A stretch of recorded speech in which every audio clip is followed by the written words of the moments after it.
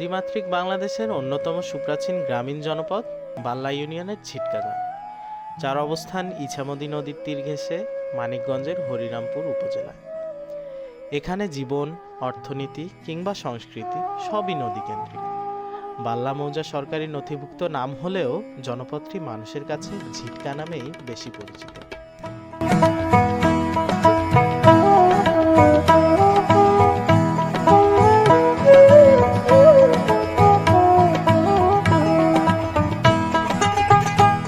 জনপদটির দিকেই আজকে আমাদের যাত্রা। খুব ভোরেই জাহাঙ্গীরনগর বিশ্ববিদ্যালয় থেকে নগর ও অঞ্চল পরিকল্পনা বিভাগের একদল শিক্ষার্থী নিয়ে আমরা যাত্রা শুরু করি। গ্রামের প্রাকৃতিক পরিবেশ, জীববৈচিত্র্য, বন্যপ্রাণী সম্পর্কে জানতে এবং আপনাদের জানাতে আজকে আমাদের এই যাত্রা।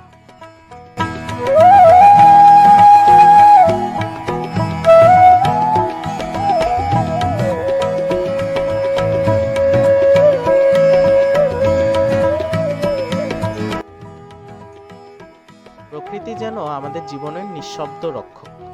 গাছ, নদী, আকাশ, পশু পাখি সব মিলেই তৈরি করে আমাদের প্রাকৃতিক পরিবেশ।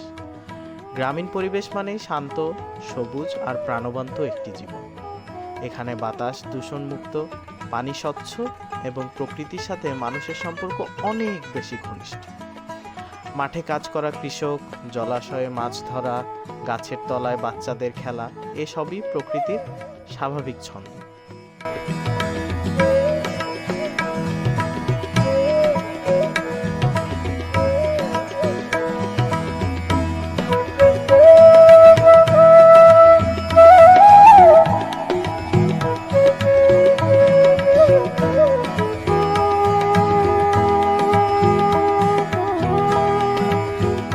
নৈসর্গিক সৌন্দর্যে ভরা মানিকগঞ্জের এই ঝিটকা গ্রামটিতে রয়েছে একটি ঐতিহাসিক গাব গাছ, যেটা শতবর্ষী পুরনো একটি গাব গাছ। এর সাথে জড়িয়ে আছে লৌকিক উপাখ্যান এবং এই এলাকার হচ্ছে ঐতিহাসিক কাহিনী। স্থানীয় বরাতে জানা যায়, আজ থেকে প্রায় 100 বছর পূর্বে এই এলাকার একজন স্থানীয় পীর এবং তার শিষ্যরা ইছামতি নদীর তীরে এই গাব গাছের সুশীতল ছায়ায় সময় কাটাতেন, বিশেষ করে গ্রীষ্মকালে। প্রকৃতি আমাদের দেয় বিশুদ্ধ বাতাস, পরিষ্কার পানি আর শান্ত পরিবেশ। এগুলো ছাড়া একটি সুস্থ সমাজ গড়ে ওঠে না। শহরের কোলাহল থেকে দূরে গ্রামীণ এলাকার নীরবতা মানুষের মানসিক স্বাস্থ্যের জন্য অত্যন্ত উপকারী।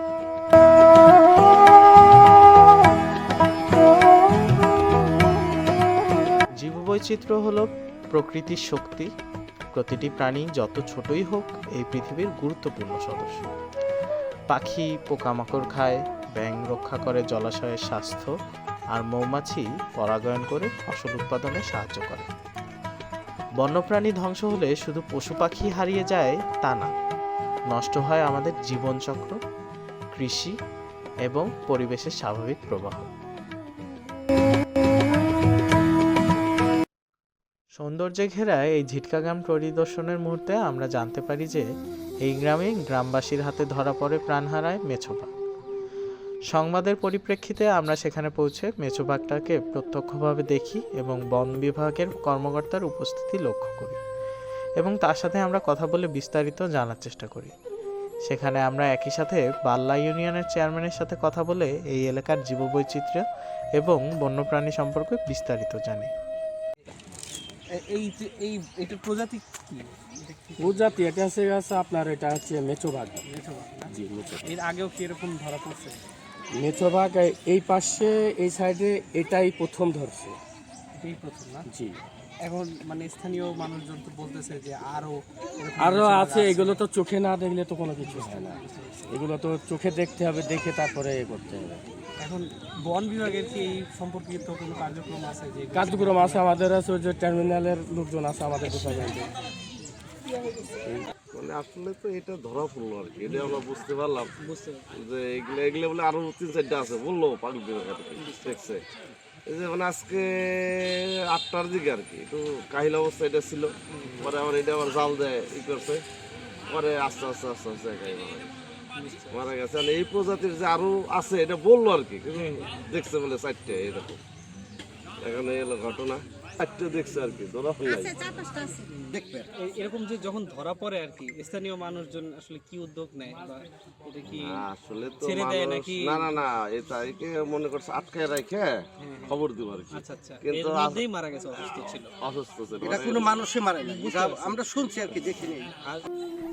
উদ্ভূত এই পরিস্থিতিতে স্বাভাবিকভাবেই একটি প্রশ্ন চলে আসে, বন্যপ্রাণীদের এই অনাকাঙ্ক্ষিত মৃত্যুর দায়ভার তাহলে কার?